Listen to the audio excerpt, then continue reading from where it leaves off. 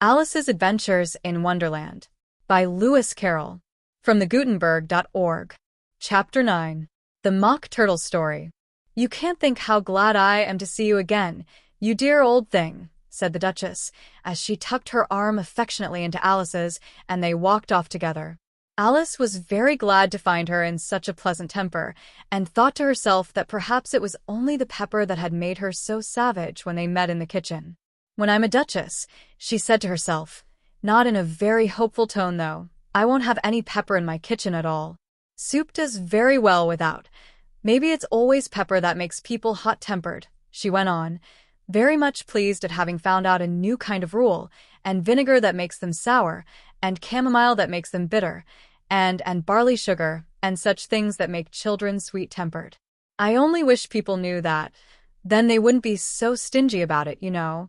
She had quite forgotten the Duchess by this time, and was a little startled when she heard her voice close to her ear. "You're thinking about something, my dear, and that makes you forget to talk. I can't tell you just now what the moral of that is, but I shall remember it in a bit. Perhaps it hasn't one," Alice ventured to remark. "Tut, tut, child," said the Duchess. "Everything's got a moral, if only you can find it," and she squeezed herself up closer to Alice's side as she spoke. Alice did not much like keeping so close to her, first, because the Duchess was very ugly, and secondly, because she was exactly the right height to rest her chin upon Alice's shoulder, and it was an uncomfortably sharp chin. However, she did not like to be rude, so she bore it as well as she could. "The game's going on rather better now," she said, by way of keeping up the conversation a little. "'Tis so," said the Duchess, "and the moral of that is, oh, 'tis love, that makes the world go round." "Somebody said," Alice whispered, "that it's done by everybody minding their own business." "Ah, well, it means much the same thing," said the Duchess, digging her sharp little chin into Alice's shoulder as she added, "and the moral of that is, take care of the scents, and the sounds will take care of themselves." How fond she is of finding morals in things, Alice thought to herself. "I dare say you're wondering why I don't put my arm round your waist," the Duchess said after a pause. "The reason is that I'm doubtful about the temper of your flamingo. Shall I try the experiment?" "He might bite," Alice cautiously replied, not feeling at all anxious to have the experiment tried. "Very true," said the Duchess. "Flamingos and mustard both bite. And the moral of that is, birds of a feather flock together." "Only mustard isn't a bird," Alice remarked. "Right, as usual," said the Duchess. "What a clear way you have of putting things." "It's a mineral, I think," said Alice. "Of course it is," said the Duchess, who seemed ready to agree to everything that Alice said. "There's a large mustard mine near here. And the moral of that is, the more there is of mine, the less there is of yours."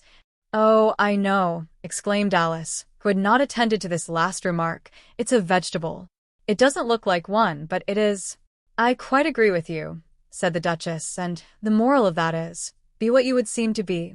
Or, if you'd like it put more simply, never imagine yourself not to be otherwise than what it might appear to others that what you were or might have been was not otherwise than what you had been would have appeared to them to be otherwise." "I think I should understand that better," Alice said very politely, "if I had it written down, but I can't quite follow it as you say it." "That's nothing to what I could say if I chose," the Duchess replied, in a pleased tone. "Pray don't trouble yourself to say it any longer than that," said Alice. "Oh, don't talk about trouble," said the Duchess. "I make you a present of everything I've said as yet." "A cheap sort of present," thought Alice. "I'm glad they don't give birthday presents like that."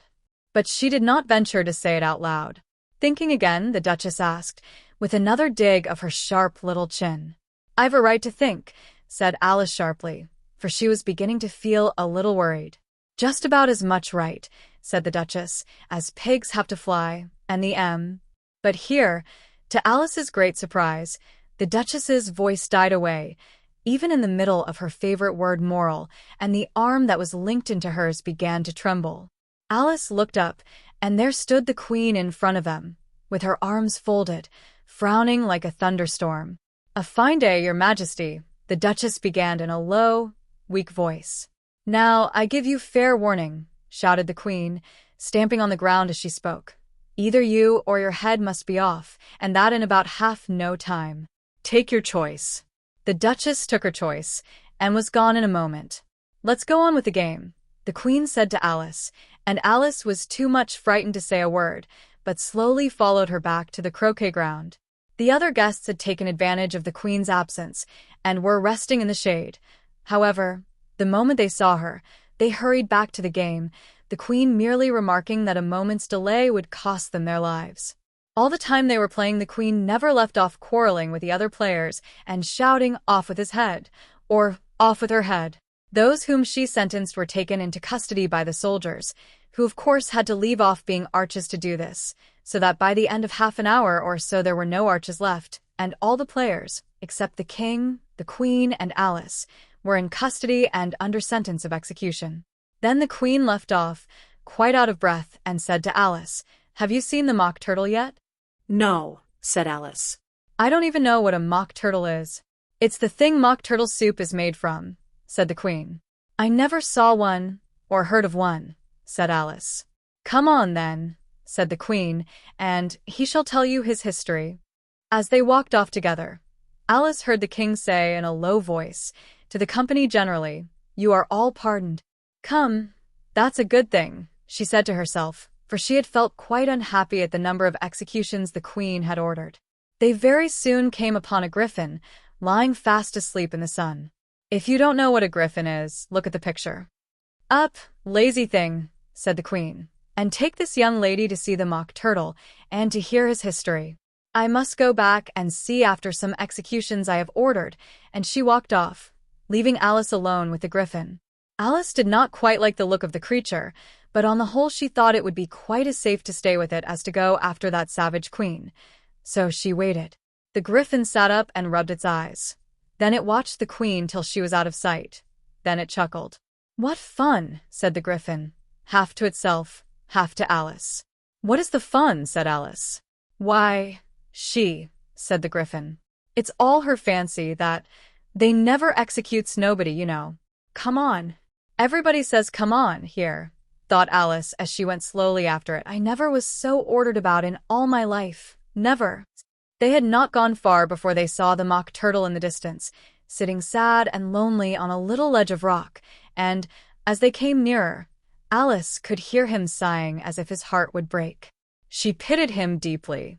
"What is his sorrow?" she asked the griffin, and the griffin answered, very nearly in the same words as before, "It's all his fancy, that. He hasn't got no sorrow, you know. Come on."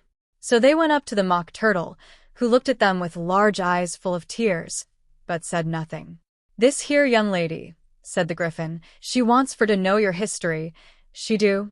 "I'll tell it her," said the Mock Turtle in a deep, hollow tone. "Sit down, both of you, and don't speak a word till I've finished." So they sat down, and nobody spoke for some minutes. Alice thought to herself, "I don't see how he can ever finish if he doesn't begin," but she waited patiently. "Once," said the Mock Turtle at last, with a deep sigh, "I was a real turtle." These words were followed by a very long silence, broken only by an occasional exclamation of "HJCKRRH" from the griffin and the constant heavy sobbing of the Mock Turtle. Alice was very nearly getting up and saying, "Thank you, sir, for your interesting story," but she could not help thinking there must be more to come, so she sat still and said nothing. "When we were little," the Mock Turtle went on at last more calmly, though still sobbing a little now and then, "we went to school in the sea. The master was an old turtle. We used to call him Tortoise." "Why did you call him Tortoise if he wasn't one?" Alice asked. "We called him Tortoise because he taught us," said the Mock Turtle angrily. "Really, you are very dull. You ought to be ashamed of yourself for asking such a simple question," added the griffin. And then they both sat silent and looked at poor Alice, who felt ready to sink into the earth. At last the griffin said to the Mock Turtle, "Drive on, old fellow.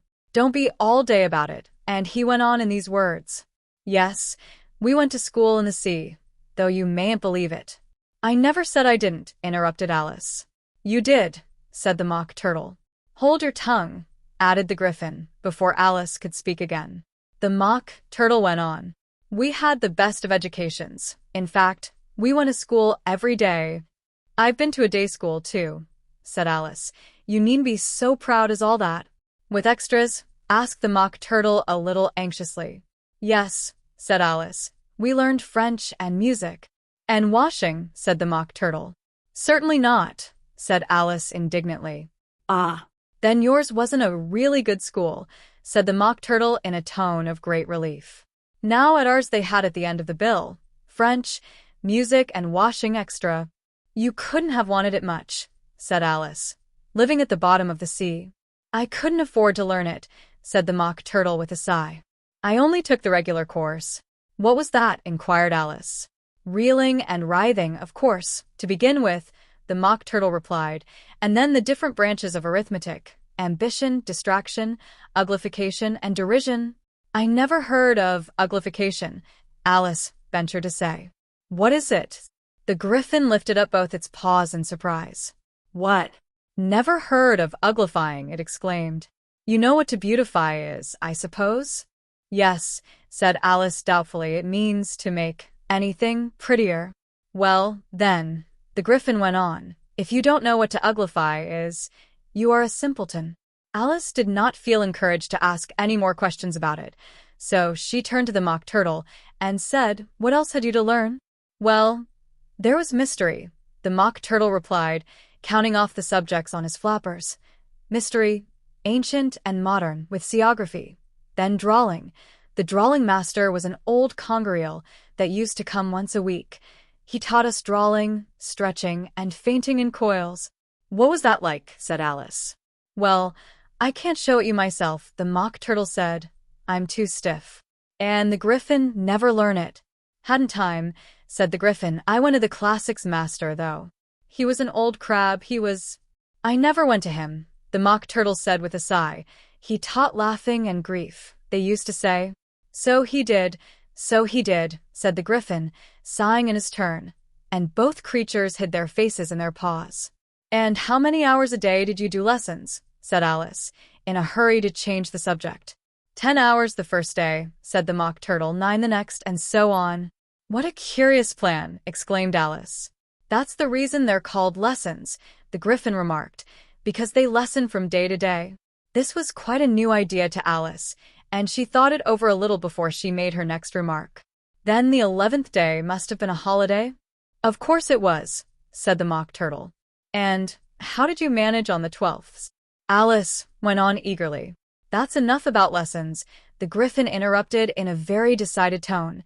Tell her something about the games now.